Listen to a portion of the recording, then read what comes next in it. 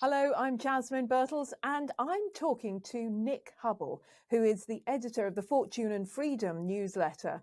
And Nick has just created an in-depth report into net zero and the implications of net zero, which it seems that nobody's actually really thought of. Is that right, Nick? Yeah, most of all, the government that's committed the UK and also governments around the world have committed their various countries haven't figured out how they're actually going to achieve it themselves. So we're not the only ones who haven't thought through this issue. The problem being that since we've been committed to this net zero goal without having figured out how we're going to do it, a bunch of different scientists, geologists, energy experts, all sorts of different people have been crunching the numbers to figure out, well, what does this actually mean? What would it require to reach net zero? What would the implications of reaching net zero be? And the conclusions are a little bit concerning, which is what prompted me to write this report and to make it freely available to people at Fortune and Freedom. Okay, so if you say they're concerning, what's the biggest concern, would you say, about net zero? The biggest concern is that if we don't achieve net zero by way of electrifying the economy successfully, which means converting, for example, cars from fossil fuels to batteries, if we don't manage to build a grid, an electricity grid that can sustain the electrification of everything, if we don't produce enough energy using wind and solar and other renewable forms, in other words, if we don't achieve net zero by increasing and improving our energy economy, then what are we going to do instead in order to try and reach net zero? And I think the answer is that they're going to be imposing what they will call energy demand management. So I'm talking about climate lockdowns, I'm talking about carbon rationing, I'm talking about 15-minute cities being compulsory and people being fined for using fossil fuels or energy. I'm talking about all the dystopian nightmare sort of things that's usually reserved for conspiracy theories. Because if we're committed to net zero, but we don't know how we're going to achieve it, then the question is, well, how are we going to sort of rebuild or repackage our economy into whatever energy systems can actually realize? And the real point of the report is that we're not going to reach net zero by doing those things that I said earlier, by improving our energy production, by converting things to renewables, because we can't. It's not possible. And so I'm really worried about what this demand management side is going to mean for our quality of life.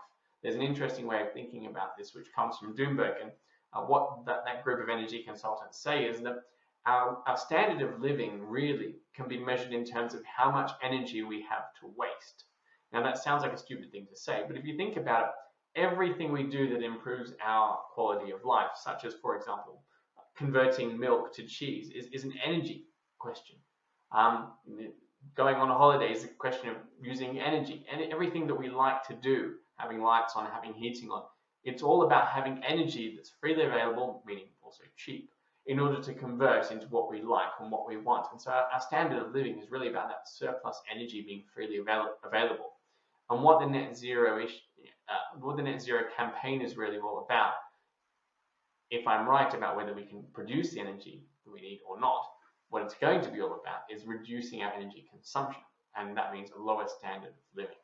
So, as you say, the point here really is that if they're really whoever it is that's setting up this, the big governments, World Economic Forum, UN, who knows, if they are serious about getting to net zero by 2050, then you would expect anybody sensible to create the structure to create enough energy through, as you say, green methods in order to do that. But if that's not going to happen, and I'm guessing that you're saying it's not going to happen, because I mean we're already seeing that we don't have the capacity to create green energy, even just for this country, let alone the world, then that means that we, the little people, will just be told not to use the energy that we actually need. And so ultimately, is that the thing?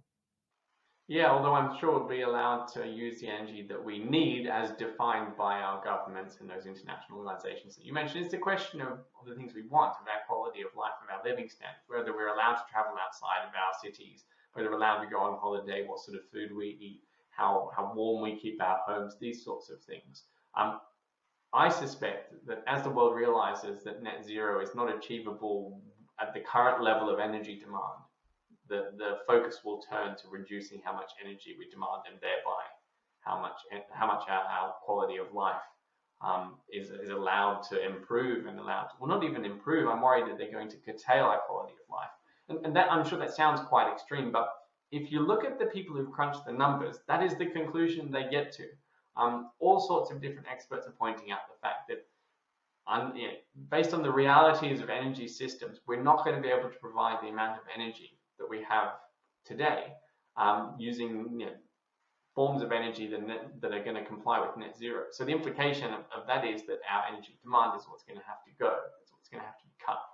And that's my biggest fear. And another thing that comes up in the report is about the resources that are needed, through the extraction industries, that what we can dig out of the ground, the resources that we've got to create electric batteries, for example, for cars. So, because there seems to be quite a limit on those as well. Yeah, the importance of this is that it's a hard constraint. So technology won't solve this problem. We know how much we can mine. We know about ore deposits. We know about declining ore grades, for example. So the key hard constraint on net zero, which I've identified, which I don't think we can shift, is the amount of resources it would take in order to create a net zero energy system.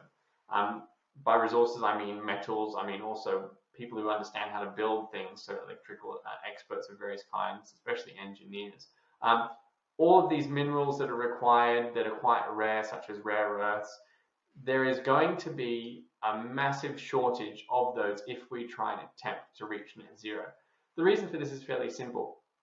Right now, we burn fuel in order to create energy. That's why you see on your news every evening the price of oil, the price of coal will often be quoted. The energy system is reliant on how much fuel we have. But renewables are different. They require a huge upfront cost in terms of resources to build things, such as wind farms and solar panels. But from that point on, the cost is very low because they don't need to be fueled. But at some point, they need to be replaced and also potentially recycled, which means another big increase in the amount of resources needed. The key equation then is how much more resources do you need in order to build a net zero world relative to the one we're currently running on fuel? And the answer is that it's an impossible amount. There is not a plausible way to create the amount of resources we need in order to create a net zero world. According to these various experts in various different fields who have various different persuasions about the science of climate change, that they've all come to that conclusion.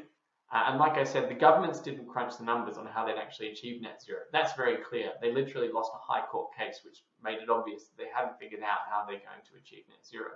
But ever since they have committed, people have been crunching the numbers, and they've reached this conclusion that, well, the resources don't exist and can't possibly be mined in time and efficiently and cost effectively in order to achieve net zero, which means we're going to come up against that hard constraint that undermines, ironically enough, net zero actually being possible, especially within the time frames considered. So you mentioned 2050, but there's a few milestones on the way. All of this at a time when the resources industry is being strangled by the same net zero constraints. They're creating the demand for the resources, but they're also constraining the supply because, of course, mining is very bad for the environment. And that's the ultimate disastrous combination. Of course, it's very good for resources investors who believe that net zero will be pursued to some extent. But at some point, the world, even if politicians are going to realize that the resources can't possibly be mined fast enough to reach the commitments the governments have legally made. And that's why we started with this concern about net zero being imposed by way of demand management rather than actually trying to achieve an energy system that can support our standard of living. So it sounds to me like we've got a bit of a fight on our hands. If what you're saying is true, if governments, not just ours, but governments around the world, keep pushing on towards net zero for 2050, but then they come across these barriers because they realize actually they can't, certainly not in time. That means that there's going to be, as you say, there are going to be even more pushes to have climate lockdowns, going to use 15-minute cities. I assume they'll use our smart meters and smart products to stop us. So what can we, the people, do about it? Well, I think there's two possible ways this can go. One is the one we've outlined with this demand management, 15-minute cities being compulsory, and climate lockdowns and carbon tracking, carbon rationing, that sort of thing. The other option is that they abandon net zero to some extent and return to fossil fuels. We've already seen that happen during the energy crisis of the last year, especially in Germany, which returned to coal. So, it's not beyond the realms of possibility that they just decide that net zero is not plausible and we can't continue to pursue it. Now, that creates an interesting, awkward moment for the climate change science side of things, because it means they're willing to destroy the planet in order to be politically popular, I suppose. But leaving that aside, I think the point is that at some point this realization will strike, and even credible analysis from, for example, the International Energy Agency will make it very clear that we're not going to achieve the goals we've set ourselves. And at that point, a decision has to be made. Now, I don't know which one of those two options politicians will choose, but we have seen already some political movements go against net zero, especially in the US, in certain states that have mining and energy as a key part of their economies. We've seen in the UK lots of protests against this 15-minute city phenomenon, which is exactly the sort of thing I would expect to happen under a net zero world. So the political change has started already, and there's lots of hope about that. And my suggestion would be to support that. But what I want people to really understand is that the resources constraint on net zero is a hard constraint that won't change, which means we're not going to reach net zero by way of building a renewable energy system.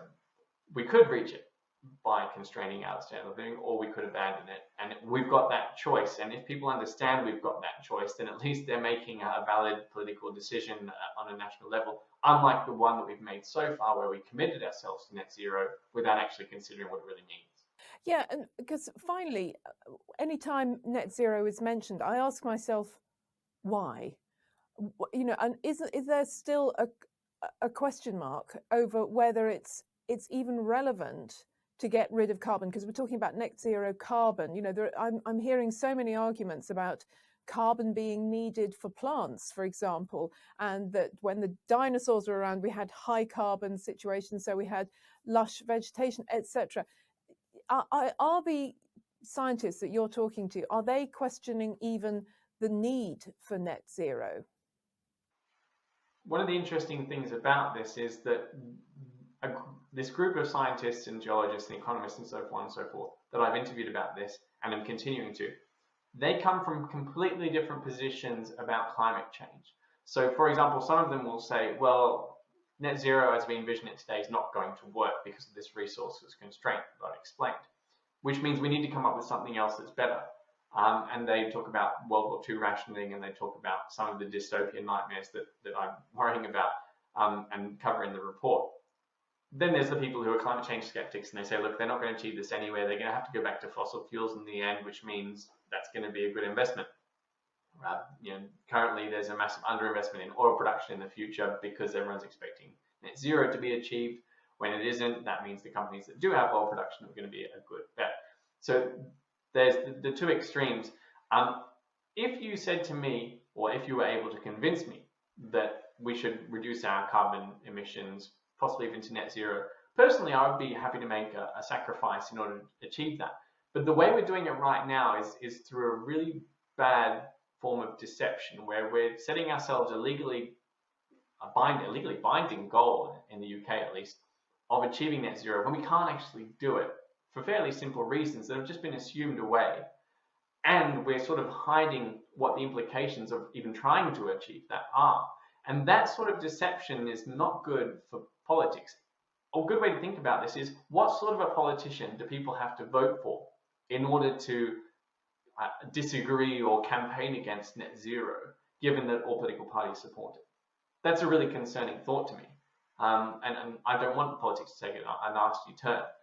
But right now, the way things are set up, we're sort of pretending, and we're using platitudes and a good, nice imagination and presumptions and assumptions in order to say we'll reach net zero. When somebody comes along to say the emperor has no clothes, well, they might not necessarily be the sort of person we want to have holding a lot of power in our country. But if they're the only one saying the emperor has no clothes, then people will support that person. Great. Well, Nick, how do we get hold of this new report? The easiest way is to go to fortuneandfreedom.com and to join, which is free, to sign up to the newsletter, and then it'll be uploaded into the free reports section of that website hopefully very soon, as soon as our compliance team has approved it, actually. Great. Thank you.